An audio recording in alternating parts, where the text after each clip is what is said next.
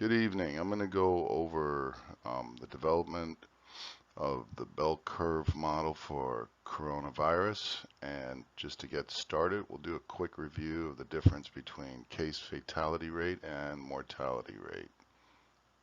So calculating a case fatality rate is needed. It's a clinical tool to evaluate severity, measure drug efficacy, etc. Mortality rates measure risk. It's an actuary tool. Right, down here are the equations. And since we are just at the foothills of the bell curve, in my opinion, it's pointless to examine MR. CFR is needed to save people. It's a clinical battle. Okay, this data comes from Worldometer info coronavirus.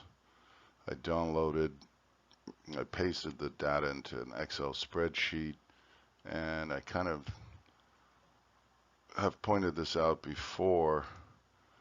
So some of the key expressions that we want to get is a good CFR and percent that require ICU care, because that's going to lead to some other complications. So one of the problems with the CFR, case fatality rate, as the caseload is going up the bell curve and recovery time is long and death occurs quicker, we have a lot of active cases. So in order to compensate these high uncompensated values, take the deaths and divide them by the total cases, and that gives a undervalued CFR, which can then be applied to the active cases to distribute to recovered and deaths, and then produces a column of reasonable CFRs. The ICU cases is rather easy to do. It's just serious overactive. Okay, I brought together from multiple sources of raw data fatality prevalence as a function of age, comorbidity, and population distribution. So included were coronary artery disease, hypertension, diabetes, cancer, chronic respiratory disorder. I believe there was something else. Anyway, they were all mixed into the computational stew, and along with population demographics per age, and it created this curve distribution. I'd like to note the mean age here is 59. Okay, so that means 50% of all fatalities are on below 59. Okay, and if you look over here, I broke it into generation: Z, millennials, X Gen, boomers, and the silent generation. And this idea that it only affects the old, well, it affects them to a high degree, but because they're so low in the population order, they actually have a low prevalence in the overall distribution. There are an immense, now the Z-Geners have a very low rate of incidence, but you have a serious block right here. All the working folks, these are kids still growing up, but this is your productive work group that is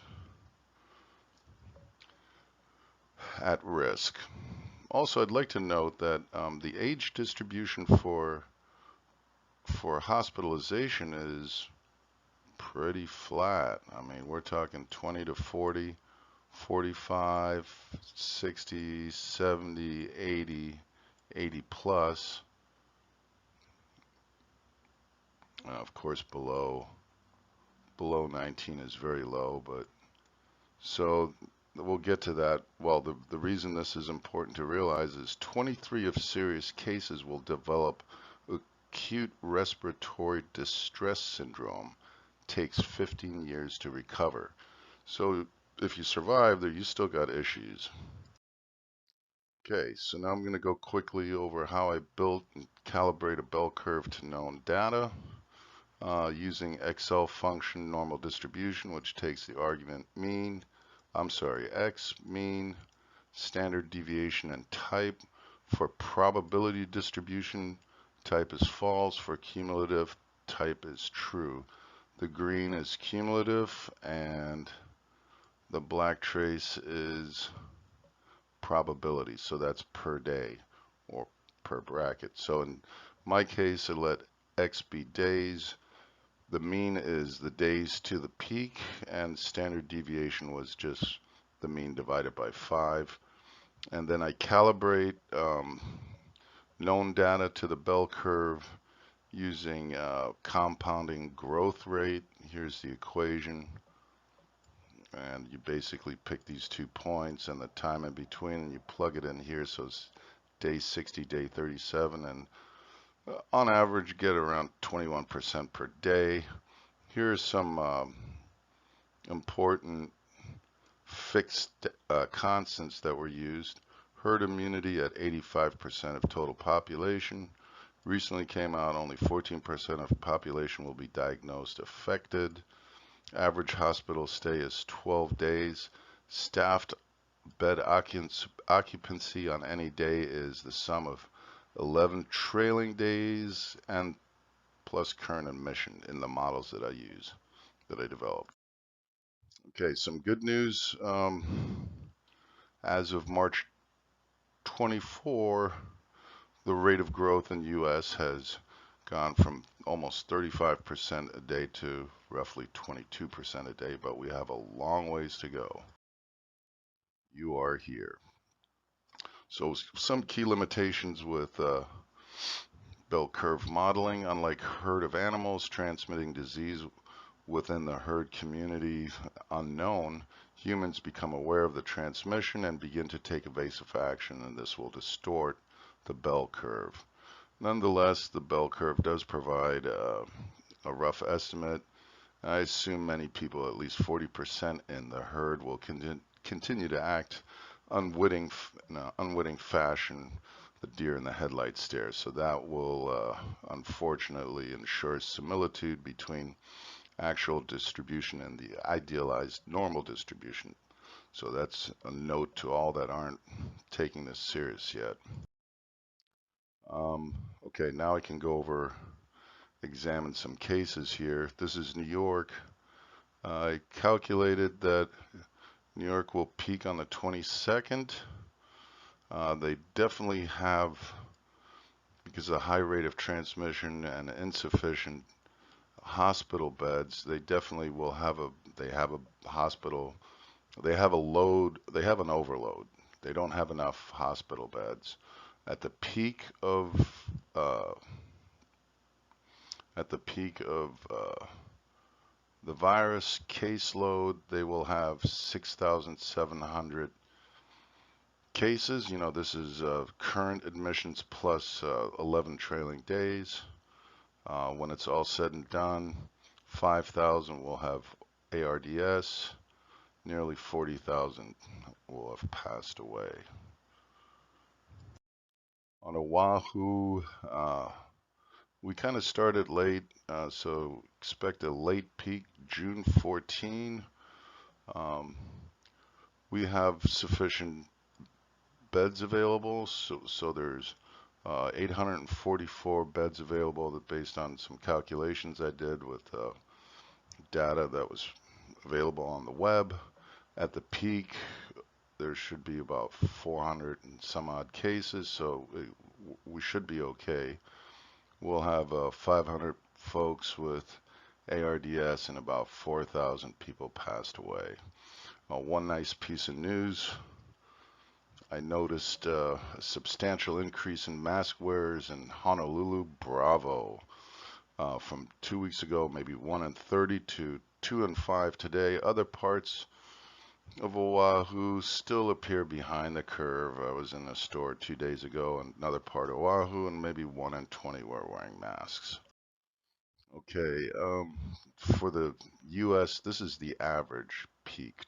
28 May, that'll vary depending on region. So there's a variance depending on region.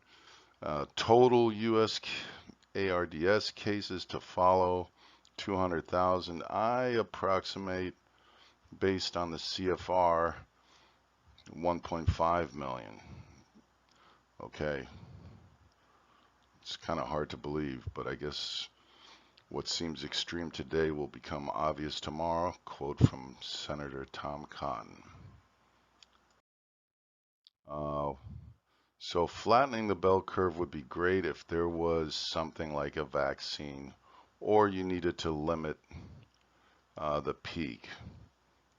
Unfortunately, flattening the curve versus crushing the economy, there are tangible and intangible costs on both sides of the equation.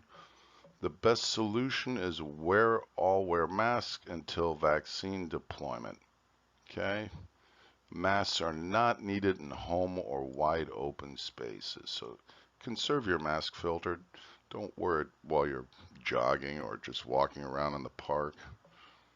Keep it on you, but don't wear out the filter.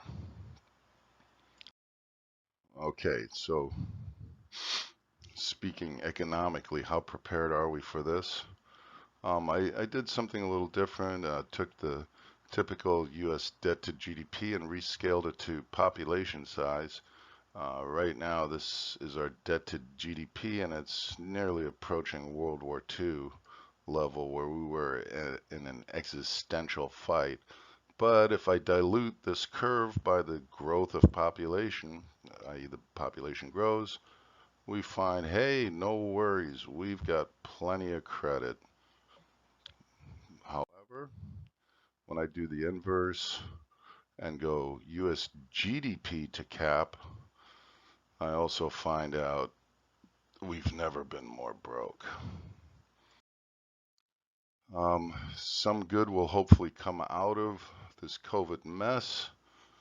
I have this trade balance per capita graph here on purpose. This is 1994 when we kind of started globalization, and obviously that did not have a good effect per individual. So hopefully what we'll see a return production to USA. That's good. Every country should do that. Balanced trade to the positive. Hire American first to raise wages. Internationally deglobalize. And nations embrace Adam Smith's means to prosperity, meaning they trade their best. Some countries best at making wine, they trade it to another country that's best at making bearings or something. Anyway, this is how I'm rolling with mask and bleach. Here's my diluted bleach and rag. I wipe down the vehicle, make it my little safe space all the time, and I got my N99 mask right there. All right. Hope all stay well. Good night.